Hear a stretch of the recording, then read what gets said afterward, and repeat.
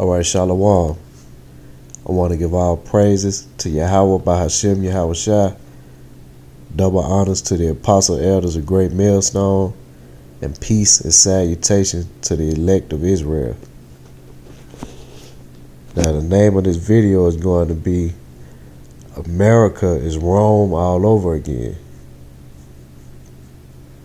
Now, we just had so-called Mother's Day. And that was kind of the inspiration for me to do this video, man. Because here in America, they take their old Roman customs and try to dress it up as something new. And do it here in America again, which the scripture already lets you know is nothing new under the sun. But they try to dress it up as, okay, yeah, we're going to make this day as a day that you set aside to honor your mother. When really it just goes back to their false god and goddess worship back in ancient Rome. And just wickedness that Esau comes up with to provoke the Lord to anger. Now, first I'm going to go into, I just googled the origins of Mother's Day, and what came up is this: Mother's Day historical precursors. Celebrations of mothers and motherhood can be traced back to the ancient Greeks and Romans, who held festivals in honor of the mother goddesses Rhea and Cybele, or Sybil, however you want to pronounce, however it's pronounced. Now, that shows you right there the origins go back to where? To the Greeks and Romans. That's why it's here again in America. Because all it is that same wicked spirit back. And like I said, they try to dress it up as something new. Like, yeah, it's just about your mother. No, it's about worshiping their false gods. And that lead me to the first scripture I'm going to bring out of the book of First Maccabees in the Apocrypha. First Maccabees chapter 1, I'm going to start at verse 7. So Alexander died So Alexander reigned 12 years, then died, and his servants bare rule everyone in his place. And after his death, they all put crowns upon themselves. So did their sons after them many years, and evils were multiplied in the earth. Now what they're saying is, it said evils were multiplied in the earth. When they came into power back in ancient Greece, evils were multiplied in the earth because they did all this wickedness like idol worship and these false gods that they put up. And Israel went along with it. Now it said, trace back to ancient Greeks and Romans who held festivals in honor of the mother goddess Rhea and Sybil, or Cybele. And I'm going to go ahead and bring out a little information on that. And this is a picture of the mother goddess, as they say, Sybil, who they used to worship and do festivals on. And it say Cybele, Phrygian Mater,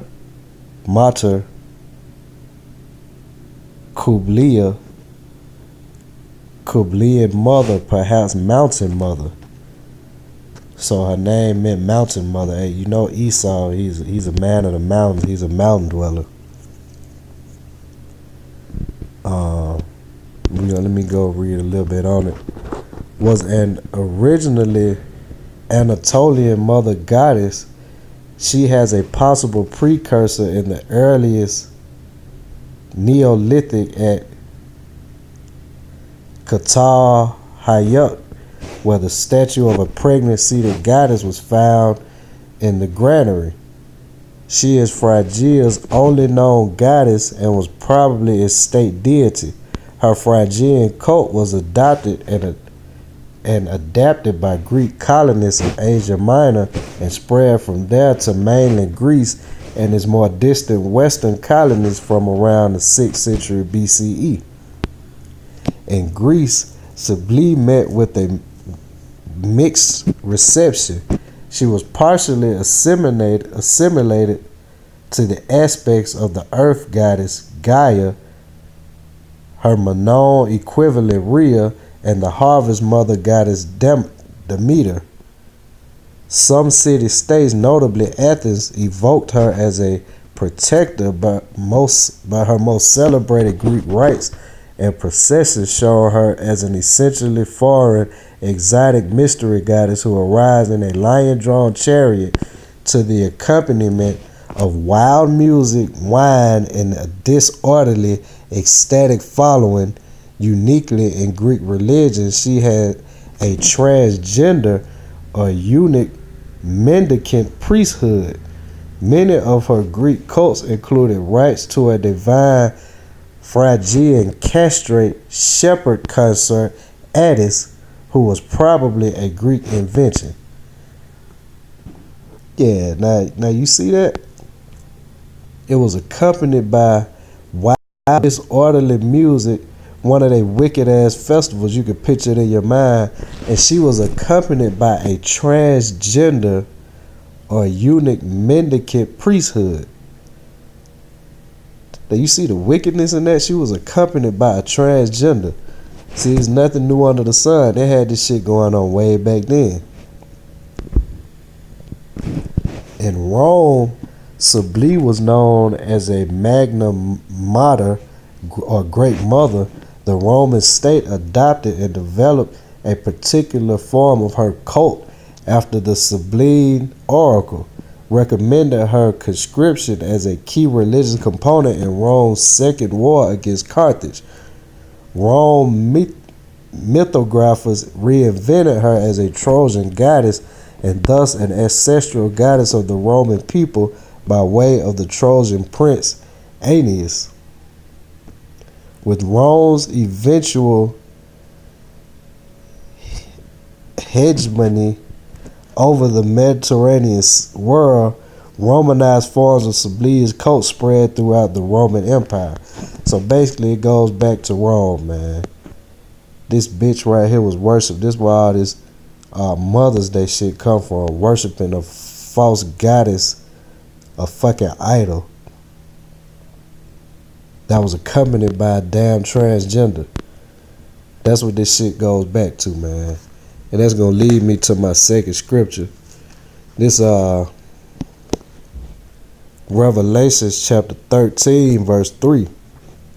And I saw one of his heads as it were wounded to death, and his deadly wound was healed, and all the world wondered after the beast. Now that beast, we know that's going into when Rome fell, and that deadly wound being healed, was it coming back as America? So this history lines right up with the scriptures. America is Rome right back again with their same bullshit idols and their false god worship, man. The deadly wound of the beast was healed. That was America coming back as Rome. And I'm going to leave y'all with one last scripture. This is Ezekiel chapter 9, and I'm going to just start at the top. He cried also in my ears with a loud voice, saying, cause them that have charge over the city to draw near, even every man with his destroying weapon in his hand. And behold, 6 men came from the way of the higher gate, which lieth toward the north, and every man a slaughter weapon in his hand. And one man among them was clothed with linen, with a writer's inkhorn by his side. And they went in and stood beside the brazen altar. And the glory of the Most High of Israel was gone up from the chair whereupon he was to the threshold of the house. And he called to the man clothed with linen, which had the writer's inkhorn by his side. And the Lord said unto him, go through the midst of the city through the midst of Jerusalem, and set a mark upon the foreheads of the men that sigh and cry for all the abominations that be done in the midst thereof. And to the others he said in mine hearing, Go ye after him through the city, and smite, let not your eye spare, neither have you pity. Slay utterly old and young, both maids and little children and women, but come not near any man upon whom is the mark, and beginning at my sanctuary. Then they began at the ancient men which were before the house. So basically, man, that's talking about all the abominations that go on amongst Israel, which, for example, would be celebrating these wicked Roman holidays and this false god worship, and all the men that cry out, mainly the men that's in this truth, the men of Great Millstone, who cry out against the abomination, set a mark upon them, and everyone that's going along with it go out and utterly destroy, which means women, children, elderly, everybody, for going along with this wickedness of this world. I don't give a damn what you call it, Mother's Day, whatever. You got to come away from all this wickedness and all this fucking Roman god worship, man. All this abominations going on in the land of Israel. Or you going to fall by the sword. You're going to get caught up in the great destruction of Babylon the Great, which is America, which is Rome all over again. And with that, I'm going to say shalom.